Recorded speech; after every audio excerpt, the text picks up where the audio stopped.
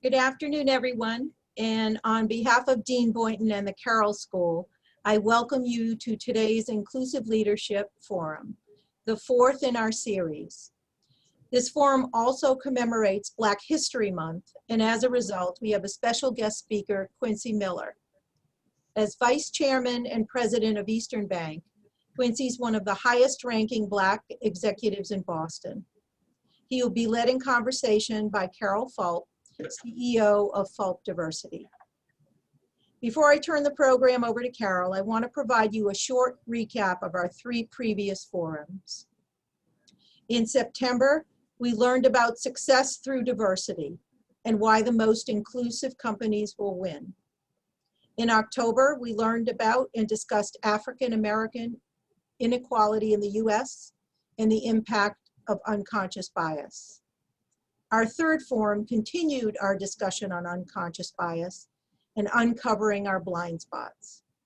Today, we will hear about the role of business in strengthening internal and external diversity.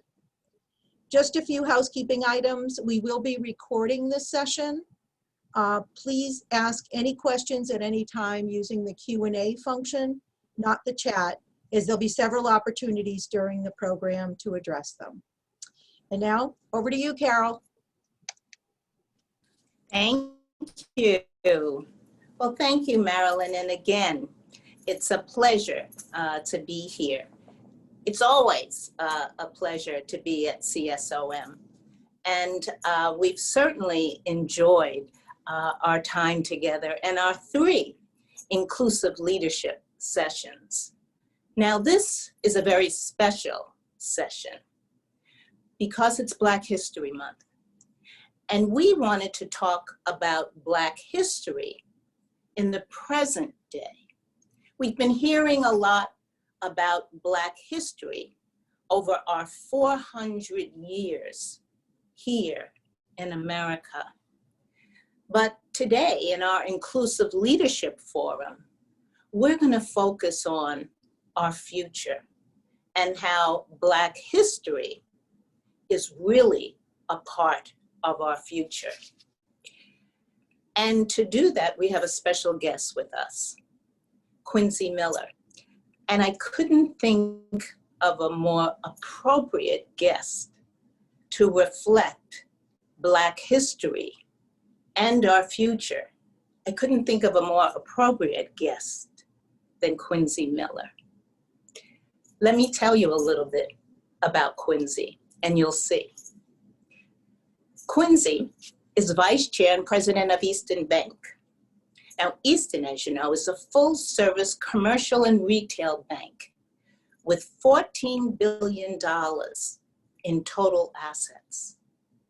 And they have more than 100 banking and insurance locations in Massachusetts, New Hampshire, and Rhode Island. Formerly, Quincy was president of Citizens Bank, Massachusetts, and president of its business banking division.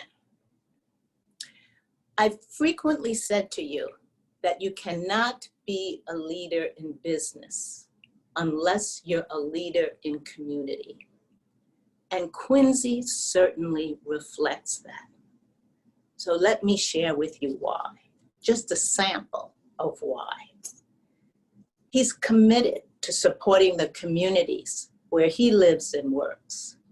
He's a founding member of the new Commonwealth Racial Equity and Social Justice Fund. You will hear a little bit more about that later. Quincy is on the board of directors of several organizations, from the Boys and Girls Club, the Bottom Line, from the Alliance for Business Leadership, Blue Cross Blue Shield, the National Association of Corporate Directors, the National Association of Corporate Directors New England, and the YMCA. How can he do all that and be vice chair and president of Eastern Bank? Well, one reason is that Eastern truly values community. Quincy also has received a number of awards. Most recently, he has been listed as one of the powerful, most influential, and most impactful leaders in Boston. And he received the Martin Luther King Jr. 50th Anniversary Award. He's received a BA in Economics and Business from Consumers Bankers Association, and he is attended the Graduate School of Retail Bank Management. He's a true leader and certainly is a reflection of Black history today as well as tomorrow. So please welcome Quincy Miller. Quincy, welcome. Thank you, Carol. It's great to be here. I look forward to the conversation and the dialogue. So ready to get started when you are. Great. Well, Quincy, we've known each other a while, and so, we'll have a very informal and conversational time together. And I really like the idea of mixing business and community, because that is so important, obviously, to Easton, but I know so important to you as an individual and as an individual of color. So let me ask you this.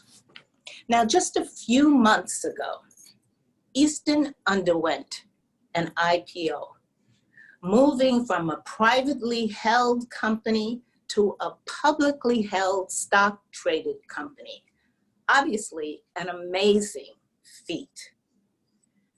How did you find diversity played a role in this huge step for Easton's business? How did diversity help drive Easton ahead to this new level? Sure, thanks, Carol. Well, first and foremost, if I start at the top of the house, the board is really the ones who make the overarching decision to approve the step to move from mutuality to becoming a public company. And so, diversity begins for Easton at the top of the house. Our current board chair is a Black woman, Deborah Jackson, president of Cambridge College. And we have a diverse board from diverse backgrounds, both in gender and ethnicity. And so, that obviously diversity of thought was a driving forward as we move forward. Another big thing, though, about the decision to become public really was a conversation about Eastern moving from mutuality to a public company. And could we continue to have the outsized voice on social justice, equity, like people have come to know of Eastern? Could we do that as a public company? And so that discussion was very much an important dialogue between the management committee within the company and within our board. And for so long, we would say that, mutuality defined Eastern.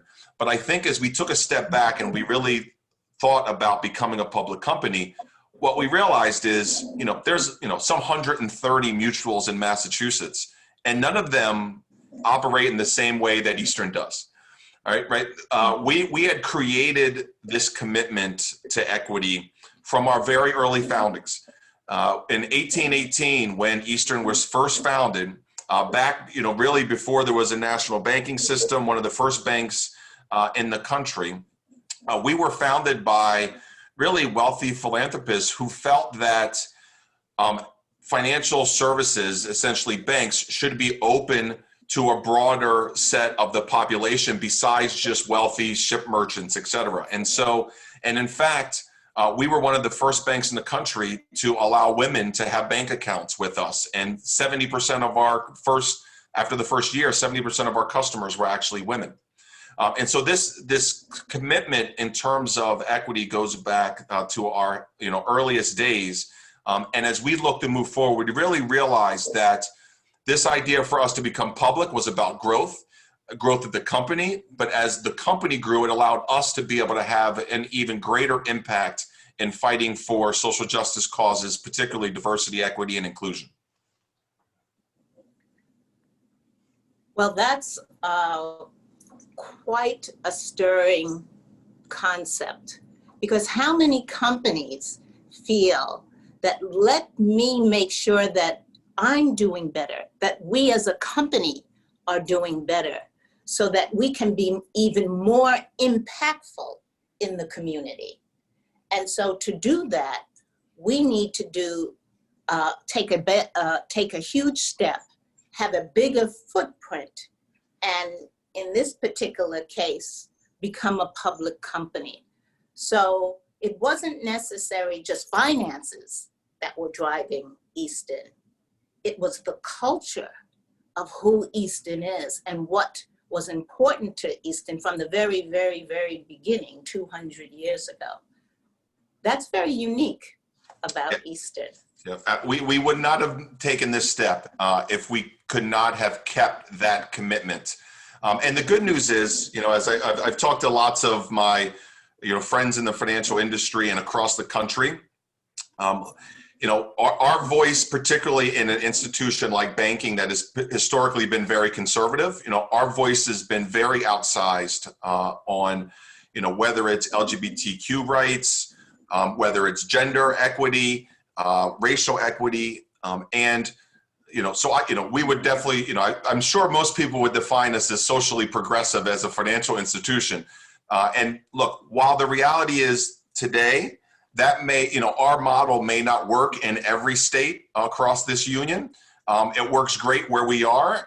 And what we're also seeing now is, what our hope is that our distinctiveness, what really sets Eastern apart, as we sit back, and look 5 and 10 years from now, is not that distinctive. The idea of, corporate social responsibility, which is, obviously gaining steam over the last decade, particularly so after now in terms of race, and I know we'll have great dialogue about this, after the murder last year of George Floyd, and this country's now, dialogue around equality. That is something that here in New England, where we operate, is embraced, and we'll continue to push the envelope as we grow. Well, that's certainly a wonderful model, Quincy, and I have to tell you, as you well know, that I'm proud to be one of the board of advisors of Eastern, and I love sitting in the meetings and just seeing how strategic the company is in terms of advancing its business while simultaneously advancing community, diversity, and equity. And that's what's so unique about Easton.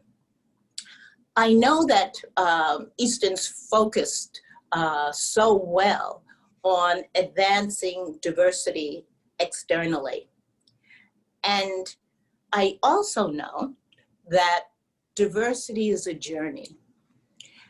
And it's where you are on this journey and how does one continuously move along the spectrum. And to that end, Easton has really taken a look at itself to advance diversity internally. Can you tell us a little bit about your efforts? And that's not an easy thing to do. Yeah, so that's a great conversation, Carol. And so what I would say is that, 2020, as with all organizations, we really took a step back and said, are we doing enough? And we clearly knew, and we were working on, part of the beauty of the work around DE&I is the work is never done. You have to continue to get better. We knew we needed to get better at Eastern, that there was no doubt about that. But in that moment, we really took a step back and said, what more do we need to do? And so, often locally, Easterns look to, when organizations want to talk about, what do you do? How do you get engaged in diversity, equity, and inclusion? How do you build a diverse board? People come to Eastern.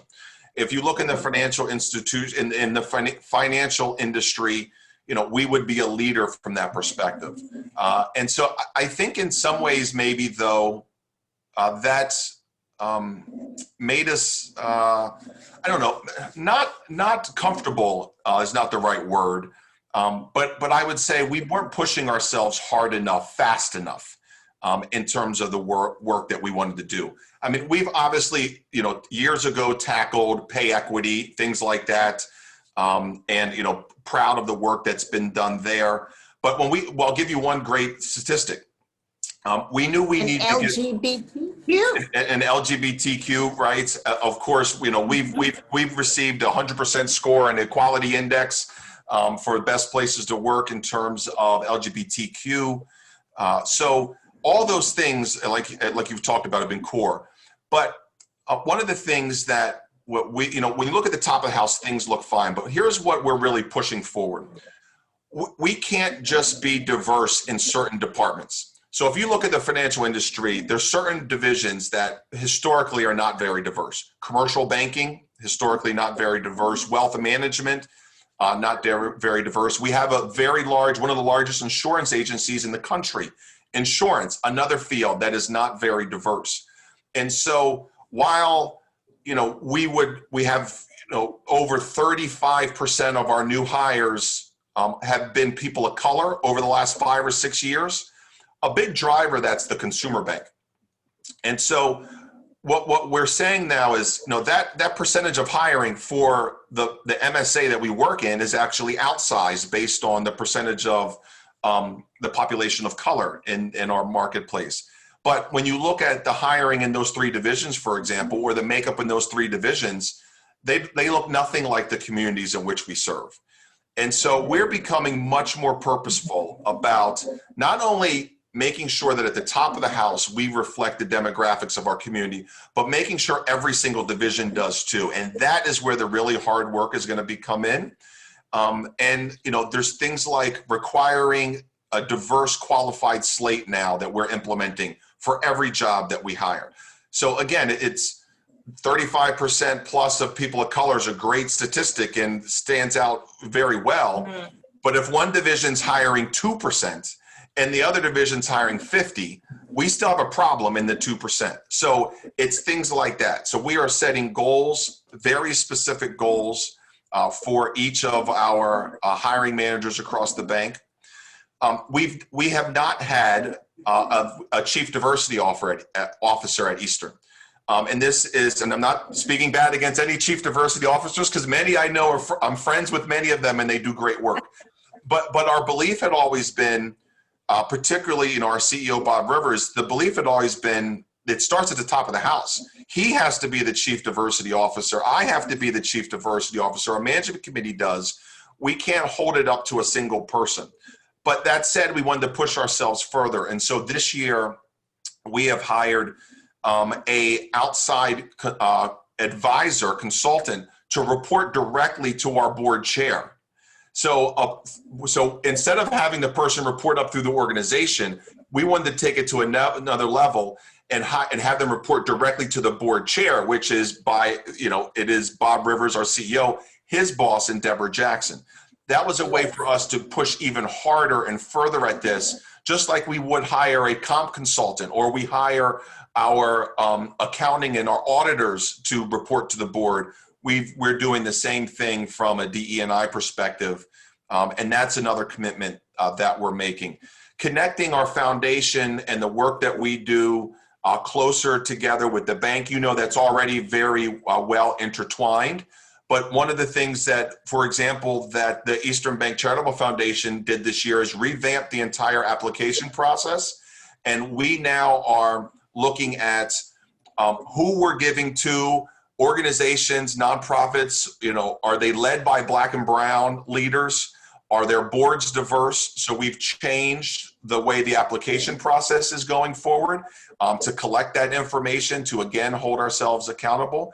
And this really road to equity is, really internally focused to address those gaps that we still have, and have more formalized development programs for our colleagues of color.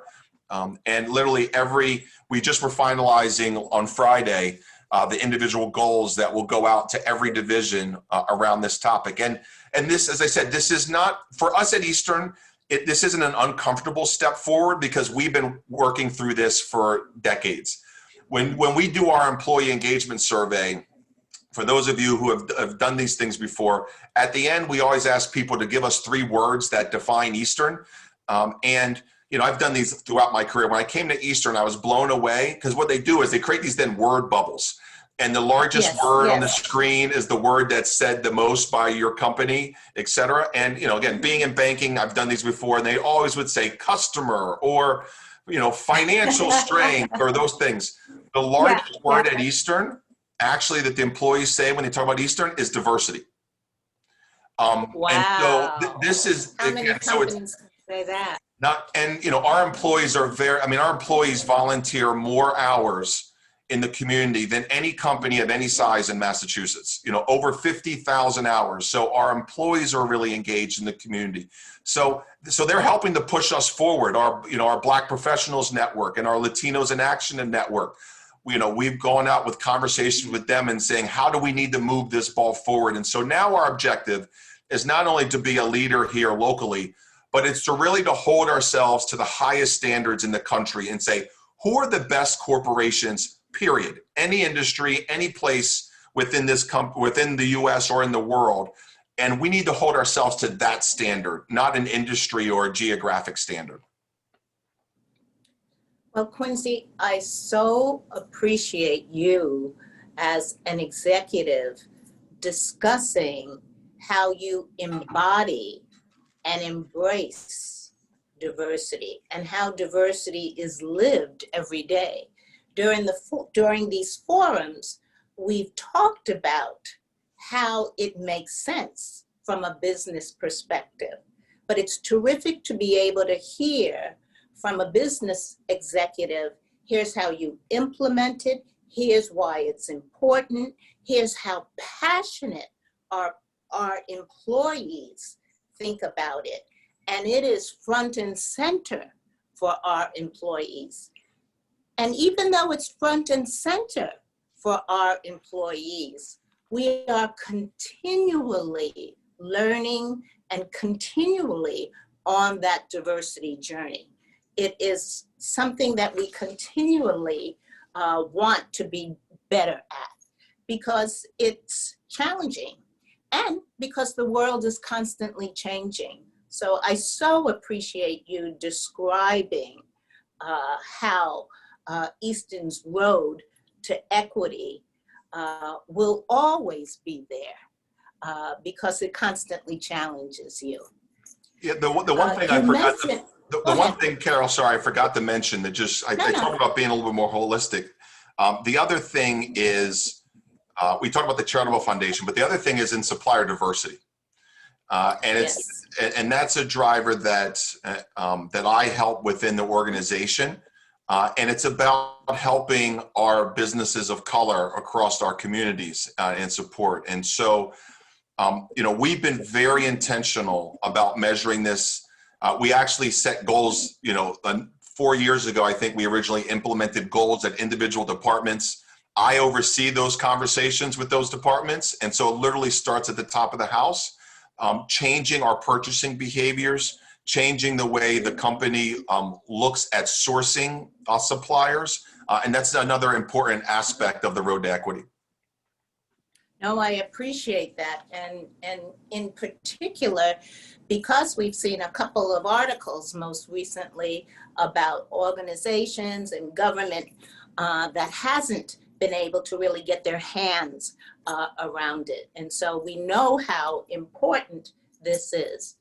But we also know how important supplier diversity is because of the Foundation for Business Equity, which Easton has created, and now it's as though it's birthed a whole generation of followers and support. So I'd love for you to be able to share with our audience and tell them more about the Foundation for Business Equity, which certainly gets at the heart of diverse suppliers.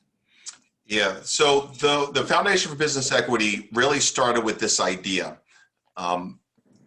I go back now 12 years, I actually go back to the financial crisis of 2008, 2009, Eastern realized that small businesses were being left behind in that moment.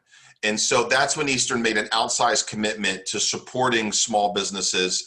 And since that point, we've been the #1 SBA lender in Massachusetts and New England for whatever it's now been, 11, 12 years running. But 5 years ago, we said, okay, we need to still do more for small businesses. What's the next thing? How can we help move this work forward in terms of underserved and underrepresented? And that's really where the Foundation for Business Equity came into play. So we decided we were going to take $10 million from the Eastern Bank Charitable Foundation, and we were going to make a commitment specifically to Black and Latinx businesses. And so it spurred out of the advancing our work around small businesses. It also came after the study that was done here in Boston that showed the average net worth for a white family was $247,000, and the average net worth for a Black family was $8. And Latino, Latinx communities weren't that much higher at, just north of $1,000. And so we were very intentional that this, as much as we are committed to equity inclusion, the biggest need was of existence was our Black and brown businesses. And so we took $10 million to help start that. We hired a gentleman by the name of Glenn Lloyd and created the Foundation for Business Equity and the Business Equity Initiative. And what we wanted to do was we wanted to create an ecosystem. And so it ties into your supplier diversity. So the first part of that ecosystem was creating capacity within the businesses. So the Foundation for Business Equity invests an advisor within the business for 12 to 18 months, which is much longer than any other programs that are out there. And that advisor is there to help give them additional insight, experience. These are former CEOs, other senior executives who are able to help advise the business on how do they grow and how do they help to thrive. How do they create greater networks and connections? And we started with businesses of color that had annual revenues of $750,000 or more. And the idea there was there's a lot of energy and effort around startups and micro businesses within the community, but there's not a lot of effort around businesses of color who have been in existence for 5, 10, 15, 20 years, and they've hit their own glass ceiling in the corporate world, right? They can't break into larger contracts. And so that's really the audience that we targeted. And the idea was building greater wealth in the Black and brown community, creating meaningful, life-sustaining wage jobs for communities of color through these businesses, and changing the face of leadership. And you could do that by investing in the capacity building side with those consultants, but we also needed to make sure we brought in the capital piece. So we funded $2 million together with the Boston Foundation and launched the Business Equity Fund, which helps to provide low interest, more extended terms in terms of capital investments in businesses of color. And then the third piece was, so you had the capacity, we had the capital, and the third C was contracts. Because you can create all the capacity you want. If you don't create any opportunities for revenue growth, then the business isn't going to be able to grow and scale. And that's really where supplier diversity. So we went to the Greater Boston Chamber of Commerce and Jim Rooney and said, we'd like to fund the chamber to start what ultimately became called the Pacesetters Initiative. Which was a model that we learned from Glenn's research that had been done in Cincinnati about a decade prior, and they had since then funneled billions of dollars to Black and brown businesses across Cincinnati. And we said, if they can do it there, we can do it here. And that's what really launched then the Pacesetters Initiative. And at that time, I really took over the supplier diversity piece here within the bank as well in terms of the leadership. And the Foundation of Business Equity has been driving that ecosystem now ever since. So we're coming up on our fifth year. We've had over 50 businesses that went through the capacity building size. That's 50 businesses of color with $750,000 in revenue or greater.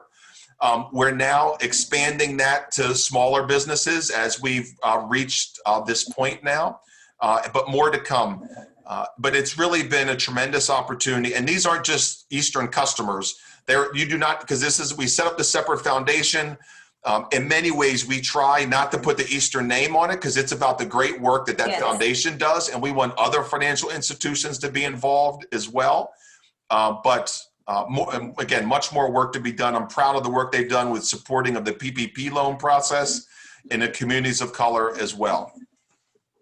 No, I so appreciate you sharing the success of FBE. And what we will make sure to do is to get information and the list of companies to Boston College, because they really have been asking, what can we do? What more can we do to advance diversity? So we'll make sure that Boston College has an opportunity to see the list of companies engaged in the Foundation for Business Equity, because they have training, they are backed by the financial institution of Eastern, and they've been vetted. And I remember you saying, you know, when looking for PPP, you know, they were all companies who were proactively engaged in that. So thank you. Let's talk about something that I know you don't want to take a lot of credit for, so I'm going to say this. But I think this is your baby. Last summer, when we were all so devastated and continued to be devastated by the death of George Floyd, you stepped up and coalesced with many of your other colleagues, 18 other executives to be exact, to form the new Commonwealth Fund. I have to tell you how proud I am of you and all of your colleagues. 10 years ago, Quincy, you know, we wouldn't have enough Black and brown executives to step up and coalesce and say, we are going to help create a fund to raise $100 million to serve people of color who have been impacted by the COVID virus, who've been impacted by this terrible time in our history. And I have to formally congratulate you by the Globe piece last week, when we read that you received, the fund received $1 million from Bob Kraft for the Crafts Foundation gift to the new Commonwealth Fund. But we are just so proud that you and colleagues of color could come together to create a fund for Massachusetts to help others of color who were most in need. And if we did not have the executives of color in place today, and we want and will always focus on more, just as you're focusing on more diversity at Eastern. But if we didn't have this group, this number, we would not be able to create this fund. And I just want to publicly thank you. And our Commonwealth is better because of the Commonwealth Fund. So thank you, Quincy. And if you can just share some of the personal efforts behind this fund. I know it's very personal, and we'd love to hear more. Yeah, thanks, Carol. So, you know, this fund came together in a very organic way. As Carol mentioned, it was about a week and a half, maybe 2 weeks after the murder of George Floyd. And like so many people of color, we were living with, it was honestly one of the most emotional 2 weeks of my life. both in terms of, I think in many ways, obviously continuing to have the same story and reliving the moment of people of color being murdered at the hands of police, which has been going on for 400 years. But also this dialogue of, in a good way, of people wanting to talk about it for the first time in a more open way. Our corporations wanting to talk about it, the news media wanting to talk about it, family and loved ones wanting to talk about it. It was really overwhelming in so many ways. And all credit goes to Damian Wilmot at Vertex. So Damian sent me a text on the Friday and just said, hey, you want to convene some Black and brown corporate leaders and just talk about what can we do? That was really the question. It's what could we do? We were all being asked by our corporations, having conversations within our corporations. And so we literally came together on a Zoom just like this on a Sunday and just talked about our feelings, talked about how we thought that we could make an impact in our companies is sort of how it started. And then it really grew into this idea of, let's use the God-given gifts that we've had and the positions that we've been able to reach in our careers to have a greater impact. And that's when the idea of creating a fund led by Black and brown people in support of Black and brown people sort of came about. So it was really organically, and we had calls every day for a week, and we started with 9 of us on that first call. And at 19, honestly, we could have kept going, Carol, but at 19, we said, this is already, getting 19 leaders together trying to make a decision. I'm sure in management school, that is not the ideal, way of having decision making for any type of organization. But we really, it was from across the Commonwealth, from across industry, and we decided we were going to explore starting this fund to really address systemic racism. And we started at the broadest bucket of ending systemic racism across the Commonwealth. We had a couple key things that were very important tenets to us. First, it was going to be Commonwealth-wide, not just Boston. So much of the philanthropy in the Commonwealth happens within Boston, and the rest of the communities get left behind. And so that was very critical for us. Second, we decided after more and more research that we were going to focus on particularly, not exclusively, but particularly focus on nonprofits led by Black and brown leaders. Because what we really learned in the research as well is there's been something called philanthropic redlining. So when you look at nonprofits led by Black and brown leaders, just like small businesses of color, they have less resources, they have less investment in them, and they have a higher bar or hurdle to have to overcome to get those investments. And so they end up with having, if you look at the Commonwealth, in the Commonwealth of Massachusetts, Black and brown led nonprofits have 76% less unrestricted assets than their white led nonprofit peers. So we were going to be very intentional to support those grassroots community nonprofits who were making change and driving change, but on very small budgets, to how we can change the way philanthropy is done across the Commonwealth. And then we decided to focus on 4 key pillars that we saw the biggest gap, and these won't be surprising to anybody on the call, but around systemic inequities. The first, obviously, why we came together initially was policing and criminal justice reform. So that's one pillar. The second was health equity.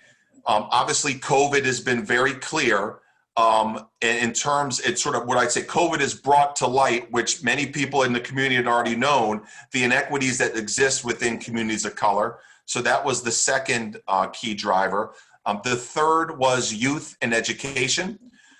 Again, COVID has proven yet again, if you look at in this COVID world and remote education, our Black and brown students are having a disproportionate impact in being able to learn in this environment. In a state where we have the #1 education system in the entire country, Black and brown students at every level, whether you look at 2nd grade, 7th grade, or high school, fall behind their white counterparts. And if we can't get it right here, where in the heck is the country going to get it right from an education perspective? And the fourth pillar and the final pillar was economic empowerment. The idea of the support of businesses of color, and support of housing and organizations that are making a change there. So those are really the four pillars that we're addressing as we start. We've made our first round of grants. We did over $1 million in our first round of grants. And I'm pleased to say that we have now raised just north of $30 million in the last 6 months or so. And so Wow. it's our goal is to get to 100 million. We set that audacious and ambitious goal. Yep. And we're just really entering the fundraising. Honestly, we're just really entering the fundraising round now. I'd say most of that 30 million has come from 25 or 30 companies and their employees. And so, really the 19 of us plus some of the early adopters, if you will. And so we're confident we can get there. But this work is going to take a lot of investment. And it's not the goal is not the 19 of us to sit on high like some talented 10th and make the decisions on where this money goes. What we're doing is engaging the community leaders and the nonprofits on the ground to say who's really making a difference in your community. And then let's get in there and do some more trust-based philanthropy, not a bunch of jump through hoops to be able to receive their funds. Quite frankly, the first 20 organizations, we just asked a bunch of questions and went out and said, we're going to give you $50,000 to drive your organization forward. And for many of them, that's the largest grant they've ever received. Yeah. So Oh my gosh. a lot more work to be done. Well, it is such an incredibly innovative initiative and an incredibly inspiring initiative. And so I'm so proud of all of you. And it couldn't happen without all of you engaging and without all of you being in the positions that you are to move your companies to help support these very, very important community goals. So thank you so much. I take no credit, but I am proud of Eastern for stepping up. Eastern made a $5 million commitment to the new Commonwealth Fund, which is multiples of the largest single commitment. As great as we have been from a charitable giving, and we're always one of the 10 most philanthropic companies in Massachusetts, we have this gift is multiples of anything we've ever done in the past, and it just shows how committed we are to racial equity here in the Commonwealth and beyond. And it speaks volumes. It speaks volumes. So speaking of equity, here we are at Boston College, which graduates some amazing talent, some graduate school talent. What advice do you have for students who are graduating, who want to ensure they are inclusive leaders, no matter who they are? What do you look for? What kind of qualities, skills, what do you want to ensure you have as we look towards the future? What are skills that are going to be needed or qualities that are going to be needed when we think about inclusive leaders, given our demographic shift? But as vice chair, as president, what does the future look like? And how can BC make sure they're preparing our next generation for the future to be able to be successful at Eastern? Yeah, so this is in a really good way, the world is different now than when I graduated from college, which was I guess not that long ago, but for me it seems like forever ago in 1997. But when I was coming out of school, and by the way, back in 1997, corporations talked about diversity, probably a little bit more gender at the time, but the reality was, until recently, particularly in the financial services industry, this has not been diversity was just, do some CRA lending, community reinvestment lending, it was a lot of talk, not a lot of action. But we are in a different time now. And I think that's the difference graduating today than when I graduated. And I was having this conversation with some recent graduates who were just asking about having a voice and finding the right company and who's the right company to work for. And my advice was, in this world, the corporate culture in today, the corporate culture is important as the corporation. And so you should and very well can find a company that is socially responsible, is committed to equity. Honestly, when I started in the financial industry, if I wanted to be a banker, I wasn't going to find any company that was really doing any real work around that, right? And so, I sat as the only person of color pretty much in most jobs I've ever had, and pretty much in the entire room. But that's changing now. So I think the difference is using your voice to move progress forward is one of the most important things within a company now. And what I look at that, if the company's not embracing that, then that's not a culture that personally I would want to work for. And the point is there's options now. And that's what I think is different today and is one of the most important things being a diverse leader is understanding that diversity of thought is going to help your business improve. And so as you move forward and you look and you begin your, either your second career, if, I know this is the graduate school, so many of you had already, started your careers and are now in graduate school and getting ready to graduate. I think being able to be a leader in this space in terms of equity, whether it's gender, it's racial or ethnicity, whether it is sexual orientation, what have you. The idea of bringing your authentic self to work, I think, is an important part of being a leader. And honestly, until I came to Eastern, I'm not sure I really could ever really bring my full authentic self to work. And I've been at Eastern for 5 years. So, I've been in this industry 24 years and, for 19 of it, Wow. You sort of have my work world and who I am at work. And then I had my personal life and who I am, as a Black man in America. And those two things never did cross. Right. I think being an authentic leader, you have to embolden your employees to be able to really, truly bring their authentic selves to work. That's one of the most important things that you can do, because that will help your employees be able to bring the value and the talent to your organization. Without that, you're missing part of the value in which they can bring. That was so well said, Quincy. And to hear you say that for 19 years you weren't able to do that, but you are now, and how far beyond the daily job you have been able to take work. And it gets back to, in order to be a leader in business, you have to be a leader in community, and you are doing that every day at Eastern.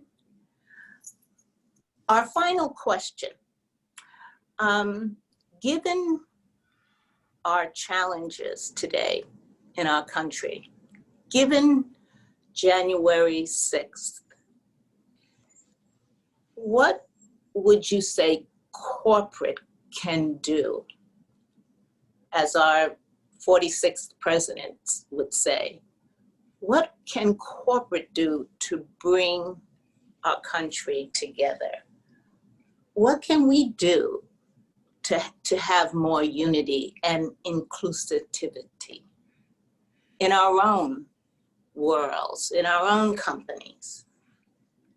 Well, here, there's, that day, we'll all never forget, right? That day wasn't about dismantling systemic racism. That day was about insurrectionists trying to dismantle our democracy. That's what that day was about. And I think it was yet another painful day and a scary day, not only for our democracy, but for all of us watching it and realizing how completely different the the marches and the protests and the rallies had been leading up to that day throughout the year, right? And so that created additional pain, if you will, in the Black and brown communities, and with our, with white allies as well across the country. So, look, I do think we are in a place that in this country where there's the greatest dialogue we've had around race, but also some of the greatest challenges in terms of it. And so, but here's what I actually believe is helping corporations. And this is really goes to the students. So the reason, so people have asked so many times, like, why do you think the killing of George Floyd was different in corporations? Well, like, what was it about that? And my answer has been, obviously, everybody was home and to witness this horrific event.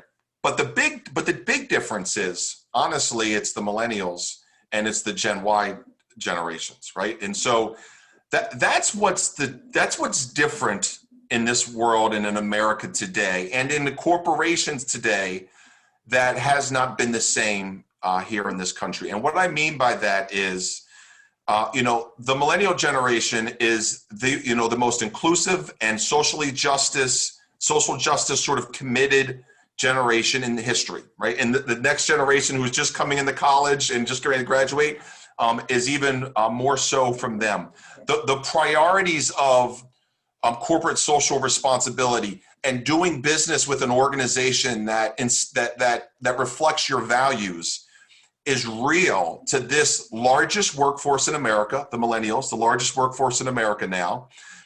And also, obviously, about to become, in the next 10 to 15 years, we will see the largest wealth transfer in U.S. history as the baby boomers transfer their wealth to the millennials and Gen Y.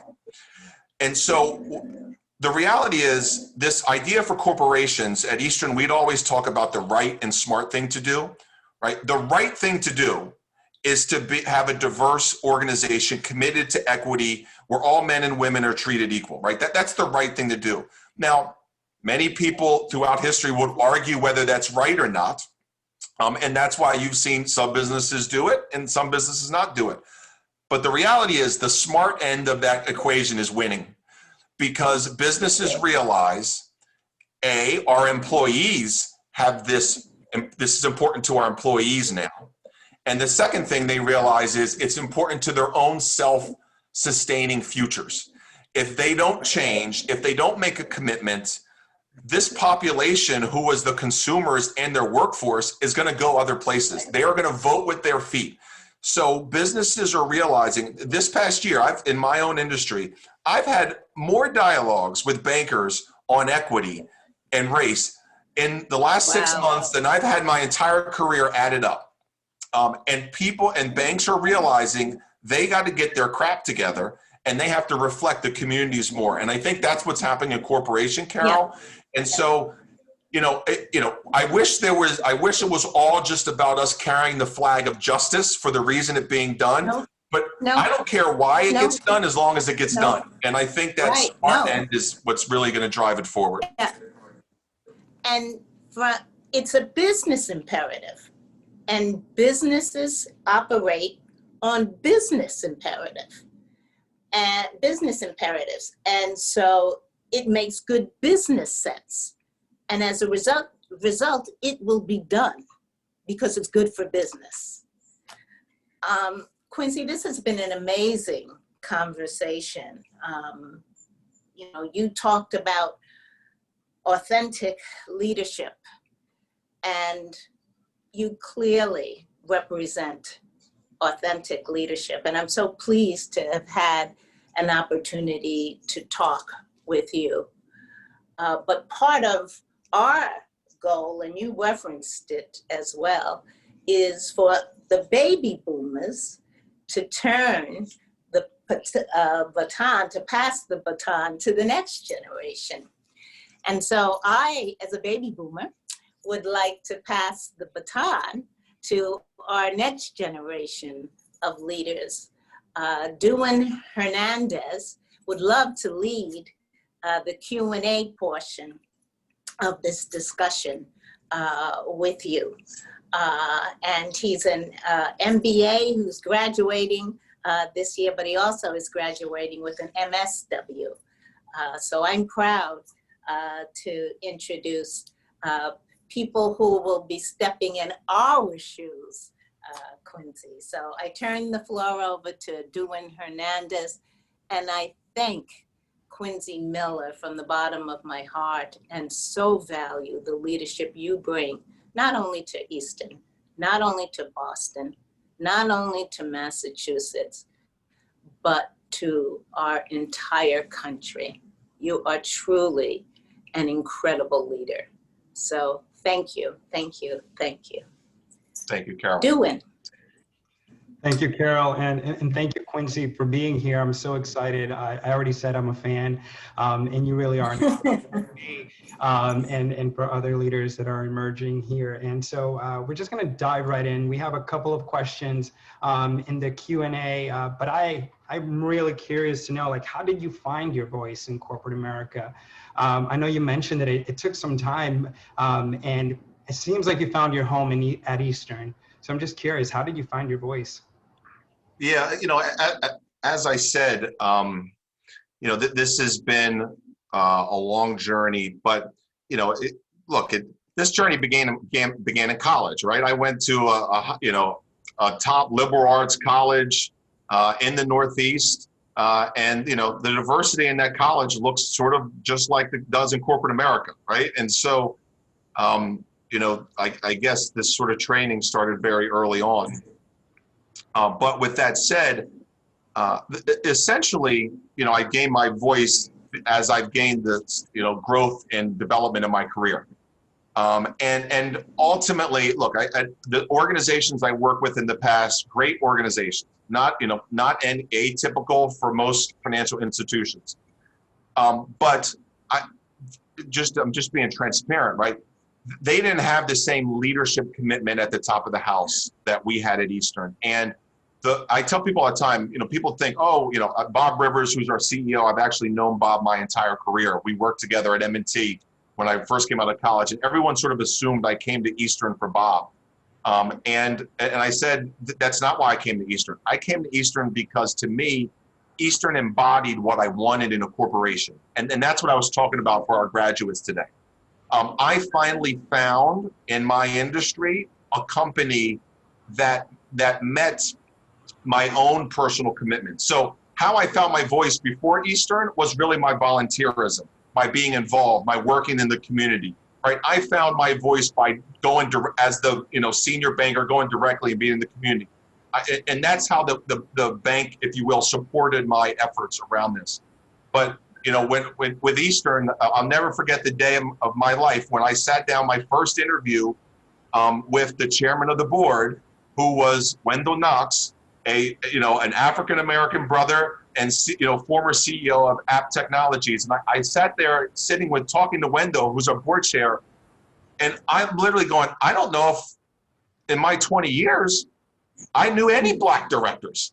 And this is the head of the board, right? And so to me, Eastern allowed me to be able to find my voice. And now, as I made that comment about my authentic work, this is the best decision I ever made in my life to come here. Wow. Thank you for sharing that anecdote, because I feel like that's important to kind of step into your power, kind of have that space to do so. And you speak with such boldness in your voice. I love it. For me, it's inspiring. I know that Charlotte had a question. What is your take on sustainability within business, and what will you do moving forward to keep sustainability in mind at Eastern? Yeah, that's a great question. Actually, so we have a number of employee networks, and the first employee network that started, and was started well before I got here at the bank. Carol, you may even remember. I'm going to say 15 years ago. The first employee network that we had was actually our sustainability network. It was like one of the early commitments in terms of social justice that we were focused on. Back in 2013, we joined the Ceres CERES climate declaration, which was really calling on companies and policymakers And we work to achieve 100% renewable energy across our branches and our corporate offices. Made sure that we got our buildings certified. And so, we actually do a lot of investments in solar farms across the Commonwealth. So we actually even take our banking and, the sort of core business of lending and lend in support of solar and renewable energy. And so that absolutely has always been, it's almost, that's one of the long ingrained commitments that Eastern has. And, it's funny, I'm glad you asked that question because I always don't think about it because it's just a way of life. And it's a commitment that it's very critical to us. Thank you for that answer. And Charlotte, I hope that answered your question. And we have another question from Jean, wanting to know if the initiatives taken by Eastern, if that was new or sort of normal given Eastern's culture. Yeah. Yeah. So here's the real unique part of that question is the initiatives that we're taking on in this road to equity, I would call as very dramatic changes for us at Eastern. And what I mean by that is, I think even back to our employees' comment about diversity, I don't think our employees, like sometimes you think like, well, that stuff could never happen here at Eastern, right? And I remember having this conversation that when we were talking about this and just saying we need to be intentional. Like we've talked about goals before, obviously in the past, and the answer to all what we always came to was, no, we have good colleagues that everyone knows that we're committed to this, but this idea that we're creating clear line in the sand goals for managers that it's not in year one, but we suspect in year two is going to make its way. So year one, it goes into your performance goals and objectives. We expect in year two, it's going to go into compensation. And so, I would say on the scale of excellence, if you are, 0, you're just starting on this path to DE&I, and 10, meaning you are where you want to be. I'd say Eastern's at a 5. And I think that would be surprising to a lot of employees here at the bank. And I think they're hearing from us that we have a long way to go. Now, a lot of the other industry may be at a 2, so it felt good that we were at a 5, but the reality is we're just at a 5. So we've set goals for 2030, based on population growth, what the metrics need to be in terms of representation in all of our divisions, representations at all different levels, not just at we're really good at the top of the house board. All of our boards, our senior management, we're really good at the bottom of the house, but it's the middle of our house that we need to be more intentional around. And so I would actually say, yes, it aligns with our culture, but these are definitely change events happening within Eastern. That's amazing. Just to hear you kind of speak to like moving from like becoming awake to woke to really getting the organization to work to advance like DEI. And I know that with the new Commonwealth Fund, which I'm really excited when you mentioned like proximate leadership and like the importance of proximate leadership and ensuring that philanthropy and the way that grant making is done, that it really changes, right? Because how do we kind of drive and change an ecosystem to really in pursuit of social, racial, and economic justice if we don't change the ways in which we partner with community? And so I'm wondering from your take, like what sets the new Commonwealth Fund apart from like other philanthropic organizations? Yeah, so I think I think part of it, quite frankly, is the shared lived experience of the founders. We've experienced the systemic racism ourselves. As I tell people, I still consider myself just a kid from the projects. I grew up in a single family. My mother raised me in the inner city Harrisburg. And I tell I happened to be good at football, which got me to a really good college. And then when I got there, I figured out I need to also get a good education, not just play football, right? And so that was my path, and becoming first generation to graduate college and that whole aspect of things, right? So I have that lived experience. So I think that's part of it. I think the other part of it is, this intentionality around Black and Brown led nonprofits. See, it's a self-fulfilling prophecy, this sort of chicken and egg challenge that many grassroots organizations have. Foundations and corporations typically look for impact. And so impact usually talks about people served, how many lives you've been able to help or influence, et cetera. And so what happens, right? The larger organizations who can have a greater impact tend to keep getting the money, which makes them larger. They have more impact, they get more money. And the people left behind are the people on the ground making a difference who never got the money in the first place, right? And so that shift is critically important. And it's not to say that we won't support other organizations that are larger, making a great work and doing fabulous stuff, because we will, right? We supported the NAACP in our first round of grants, but we're also really focused on helping to create models that can be scaled across the Commonwealth. So if you're doing something really good in Brockton and it's making an impact, not only can you scale to the full community of Brockton, but then can we take that to Lawrence, or can we take that to Springfield? Can you execute that in Roxbury? It's also trying to do that with the philanthropy to be able to help those organizations scale. Very similar to the way I think about it is the way the Foundation of Business Equity was focused on helping Black and Brown businesses scale so that they can have greater impact and they can grow. It's the same thing, but done through a philanthropic perspective. No, I love that. Create models to scale that are like evidence-based, that are effective, that can really help those communities that have been disenfranchised and left behind, underserved for a long time. And I really appreciate you sharing your lived experience, and a lot of that resonates with me because in terms of story, I very much aligns with my own story. And coming from Lawrence, Massachusetts, that's my hometown.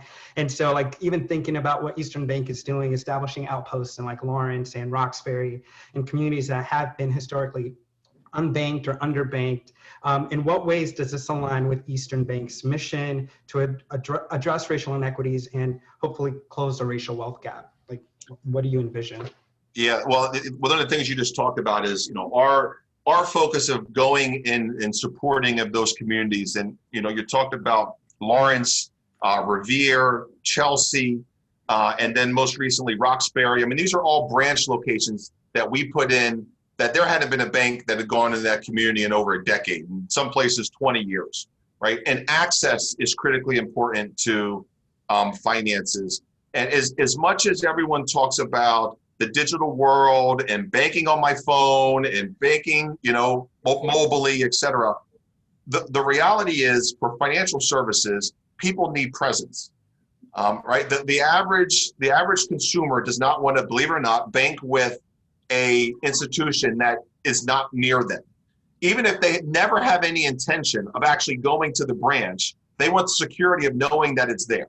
And that's why that proximity is so important in the community, because if you're not present and you're not there, then what happens is the community uses check cashers or other outlets, right? And there's this, then ultimately general lack of trust because you're not in the community, you're not part of the community, but now you want to come in and, provide business loans or get us to open accounts and you're not part of our community. So that has really been our approach, is to, go in the markets.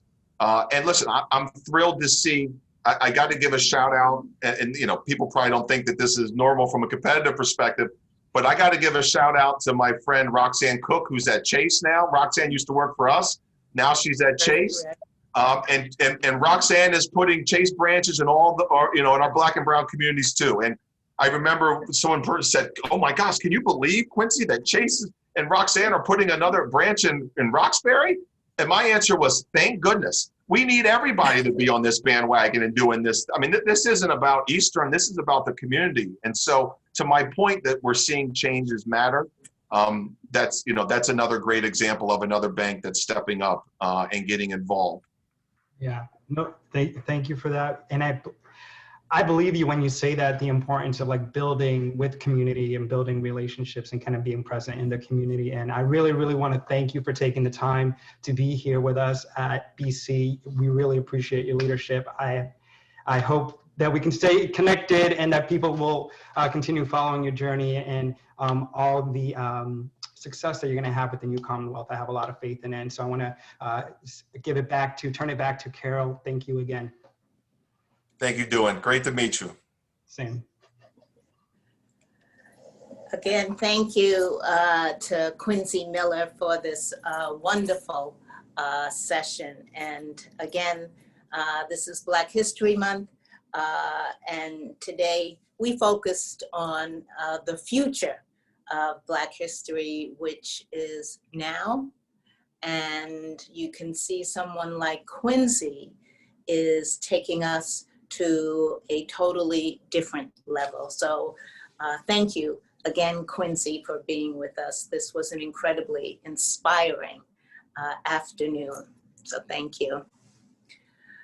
Now, I'm just going to chat a little bit with you to focus on Black history today in Boston. So I'm going to ask Justin to put up a screen so we can focus on what does Boston look like demographically. First of all, as you heard from Quincy, we're changing so much so that banks are putting up locales in communities that they never had served before. We're becoming more diverse. 54% of Boston represents individuals of color. And as Quincy mentioned, you want to be able to serve your clients, your customers. And so you have to have individuals in your companies that reflect your customers, your marketplace. When you think about our city, I want to be able to share that today, Mayor Walsh, who, as you know, once confirmed, will be the U.S. Secretary of Labor. Today, 50% of his cabinet are people of color. And you've also seen how incredibly diverse President Biden's cabinet is. In fact, he has the most diverse cabinet in history. All of this is reflecting the demographic shift in our country and the importance of having individuals who represent your marketplace, your constituents, your residents in your place of work. And for the first time, when we look politically here in Boston, when Mayor Walsh moves on, the interim mayor, the acting mayor, Kim Janey, will be the first Black and the first female mayor. So history is certainly being made. And so what we want to do is to make sure that we are accepting this change. We're ready for this change. We are allies to this change, and we're doing whatever we can to support our new demographic shift in Boston and beyond. And that's sometimes not an easy thing to do. But that's part of our inclusive leadership sessions. That's why we have them, to talk about the advantage of inclusive leadership, to talk about the advantage of having diversity at the table. At the end of the day, having diversity at the table just brings about diversity of thought, which brings about innovation, creativity. At the end of the day, having more diversity enables everyone, no matter who you are, to be able to bring their whole self to work. And studies indicate when you can bring your whole self to work, when you feel you don't have to conform to a certain image that reflects success, when studies indicate that when you can bring your whole self to work, who you really are, you're 30% more productive. So employers want to be able to create, it makes sense for them to create cultures where everyone feels valued, where everyone feels they belong, and where difference is valued. So because this is Black History Month and we're focusing on the present and the future, let's take a look at other individuals, other Blacks who have been able to move and succeed here in Boston. And many of these, Quincy, I bet many of these are on your list of 18.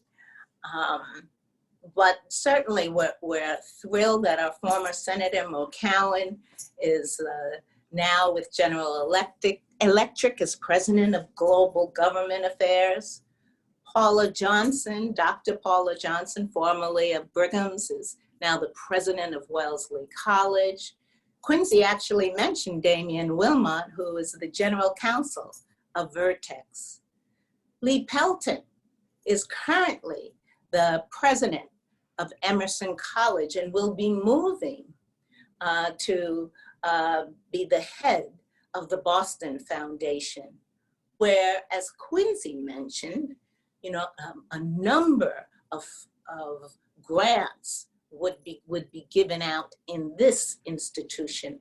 And so there's an opportunity to have someone with Lee Pelton at the helm. How will that organization now look, and how will their grant making be different because of the diversity of thought that Lee brings to the table? We're all proud of Kevin Churchwell, who just became CEO of Boston Children's Hospital, the best children's hospital in the country. And there's more. So Justin, we'll ask you to move to the next slide. Lynn Wooten just came to the city as president of Simmons College. Quincy mentioned Deborah Jackson. She's the lead director for the bank and president of Cambridge College. And then there's this person in the middle there. He looks kind of familiar. Maybe he actually even talked to our inclusive leadership audience, but we're thrilled that we have a leader like Quincy here in Boston. Rodney Pratt is general counsel of Reebok, and Fred Lowery is president of Life Science Solutions and Laboratory Products at Thermo Fisher. And as Quincy mentioned, there are more. But I just reference a sample of Blacks in Boston, in the Boston area, leading today. And I ask you to think about the diversity of thought that they bring to their institutions and how they are able to influence their organizations, given that they view life through a different lens. That success no longer has to look like a white male in a blue pinstripe suit who is 6 foot and above. And the reason why I say that 6 foot and above, and I may have shared this with you before, is because a study has been done that says that 60% of CEOs are 6 feet and above. And obviously, most CEOs are white male. But they did the study and found that only 15% of white males are 6 feet and above. And what that says is that the picture of success means that one has to be white, male, and tall. And so what we've seen here is a different picture of success. What you heard today was a different picture of success. And what you heard was how that picture of success can impact the community far beyond. And so as we become more diverse, it just makes good business sense for us to have diversity in our company at every level in order to ensure we are as successful as possible. And you can think of it in this basic way. At the end of the day, you want to have a culture, you want to create cultures in your organizations that allow you to attract the best talent of all kinds. And that is what diversity brings. And so my final thought for you today for Black History Month is this slide.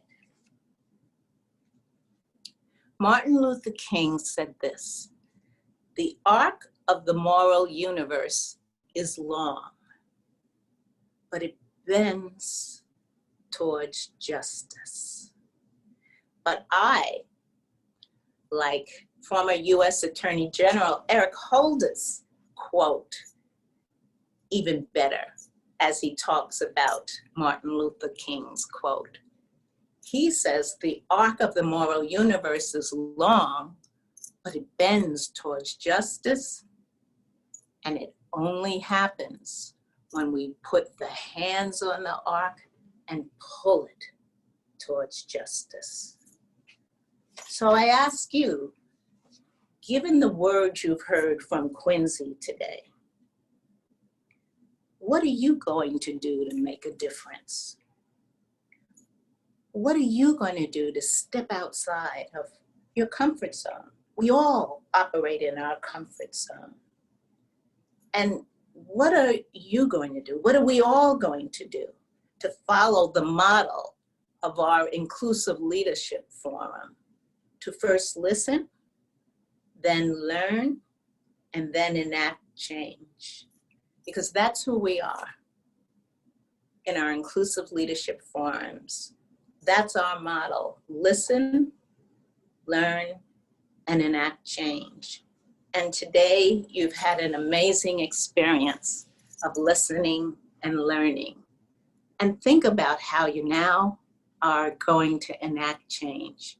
And I know you will be an incredible leader as a result. So I thank you, and I now have the pleasure of turning the program back to Dean Marilyn Eckelman.